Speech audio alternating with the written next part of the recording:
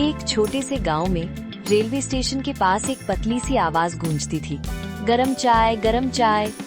उस आवाज का मालिक एक दुबला पतला सा लड़का था। नाम था आरव। आरव की उम्र सिर्फ 10 साल थी, लेकिन आंखों में उम्र से कहीं बड़े सपने थे। उसके पिता स्टेशन पर ही चाय बेचते थे और माँ दूसरों के नहरों में बर्तन मांजती थी। घर छोटा था, छत टपकती थी और सपने हालात से लड़ते थे। आरव रोज सुबह स्कूल जाने से पहले चाय के गिलास धोता और स्कूल से लौटकर फिर वही आवाज, गरम चाय। लोग हंसते थे। कोई कहता, पढ़ लिख कर भी क्या करेगा। कोई कहता, चाय वाला ही रहेगा। आरव चुप रहता, लेकिन उसका मन चुप नहीं रहता था। वो अखबार के टुकड़े कूड़े से उठाकर पढ़ता। उसे राजनीति के पन्ने सबसे ज्यादा अच्छे लगते। वो सोचता, ये लोग देश चलाते कैसे हैं। एक दिन स्टेशन पर एक नेता आया। बड़ा सा काफिला, सुरक्षा, नारे। आरव दूर से देख रहा था।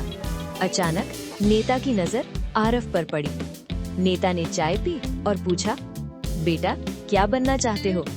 आरव ने बिना डरे कहा, देश का प्रधानमंत्री।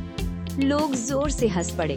नेता भी मुस्कुराया, लेकिन आंखों में तंज था। उस दिन आरव को पहली बार दर्द हुआ, लेकिन उसी दिन उसने कसम खाई, वो पढ़ेगा, वो लड़ेगा, वो रुकेगा नहीं। रात को लालटेन की रोशनी में वो किताबें पढ़ता। कई बार नींद आंखों को हरा देती, लेकिन सपना उसे जगा देता। गरीबी ने उसे तोड़ने की कोशिश की, लेकिन वो और मजबूत होता गया। स्कूल में वो बहस करता, सवाल पूछता और सच बोलता। शिक्षक कहते, इस लड़के में आग है। समय बीता। आरव ने छात्र संघ ज्वाइन किया। पहली बार मंच पर चढ़ा। आवाज कांप रही थी, लेकिन जैसे ही उसने बोलना शुरू किया, लोग सुनने लगे। उसके शब्द गरीबों की आवाज थे।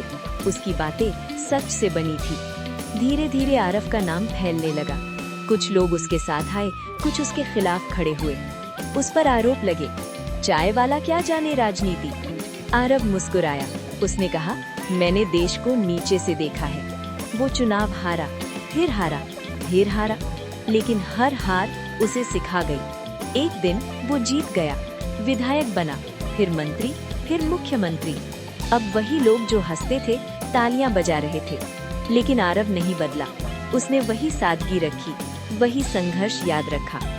फिर आया वो ऐतिहासिक दिन। देश को नया प्रधानमंत्री चुनना था। नामों की लिस्ट में एक नाम चमका, आरव। चुनाव हुए, देश बोला और इतिहास लिखा गया। चाय बेचने वाला देश का प्रधानमंत्री बन गया। शपथ ग्रहण के दिन आरव ने सबसे पहले अपने पुराने स्टेशन का दौरा किया। वहाँ वही प्लेटफॉर्म, वही चाय की खुशबू। उसने खुद एक गिलास चाय बनाई और कहा, ये चाय मेरी जड़ों की याद है। देश की आंखों में आंसू थे। आरव ने कहा, सपनों की कोई औकात नहीं होती, औकात होती है उन्हें पूरा करने की।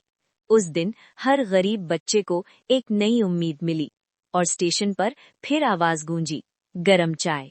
लेकिन अब वो आवाज इतिहास बन चुकी थी।